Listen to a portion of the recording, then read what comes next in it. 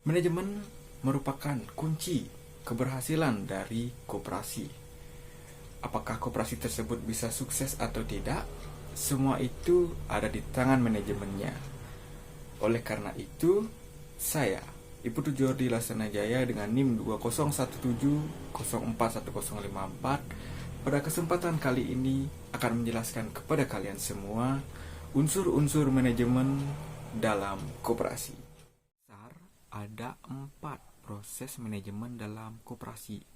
Yang pertama adalah perencanaan jangka panjang, yang kedua adalah penyusunan rencana pelaksana, yang ketiga adalah pelaksanaan, dan yang terakhir adalah evaluasi.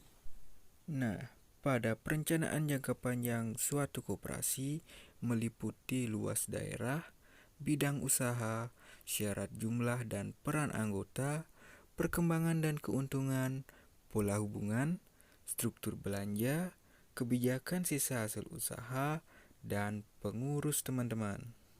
Perlu diketahui bahwa modal dibagi menjadi 2, yakni modal konkret dan modal abstrak.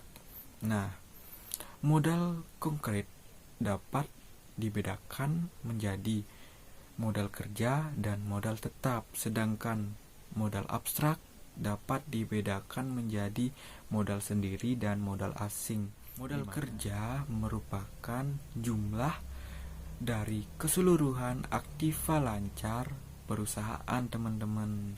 Jadi sudah jelas bukan antara modal dengan modal kerja. Oke guys, jadi manajemen modal kerja dalam suatu koperasi itu meliputi manajemen kas dan manajemen piutang. Nah, manajemen kas merupakan manajemen yang bertugas untuk menentukan jumlah minimum kas yang harus tetap ada dalam koperasi.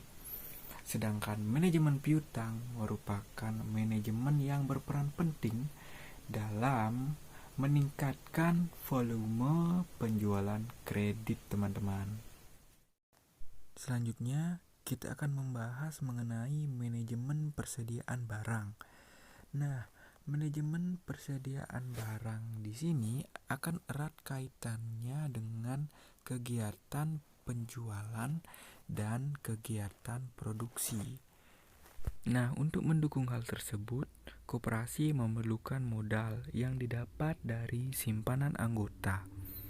Simpanan anggota koperasi terdiri dari simpanan pokok, simpanan wajib, dan simpanan sukarela. Simpanan pokok adalah simpanan yang sudah ditentukan jumlahnya dan sama besarnya bagi setiap anggota. Simpanan wajib adalah simpanan yang sudah ditentukan jumlahnya dan wajib untuk setiap anggotanya pada waktu tertentu. Dan simpanan sukarela adalah simpanan yang secara sukarela diberikan peminjam dengan syarat kesukarelaan, baik dari jumlah maupun waktu jangka dan waktu simpanannya. Sumber daya manusia penting dalam suatu koperasi karena merupakan modal utama untuk menjalankan proses operasional koperasi. Nah, apabila proses operasional koperasi sudah berjalan sebagaimana mestinya, maka akan menciptakan efektivitas dan produktivitas.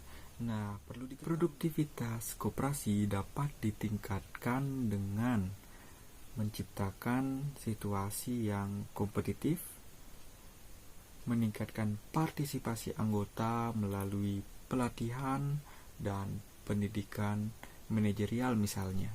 Tenaga kerja terdiri dari tenaga kerja terlatih yang tidak terlalu teoritis tetapi lebih mengutamakan praktek, misalkan dalam bidang pengetikan, sopir, dan stenografi administrasi. Selanjutnya ada tenaga kerja terdidik yang mengutamakan pendidikan teoritis dengan taraf tertentu. Tenaga kerja terdidik dibagi menjadi terdidik berpengalaman dan terdidik tanpa pengalaman. Misalkan pada bidang administrasi, pembukuan, dan pemasaran. Yang terakhir adalah tenaga kerja tidak terdidik. Tenaga kerja tidak terdidik merupakan tenaga kerja praktis tanpa teoritis, misalkan pada bidang pembersihan atau penjagaan kantor.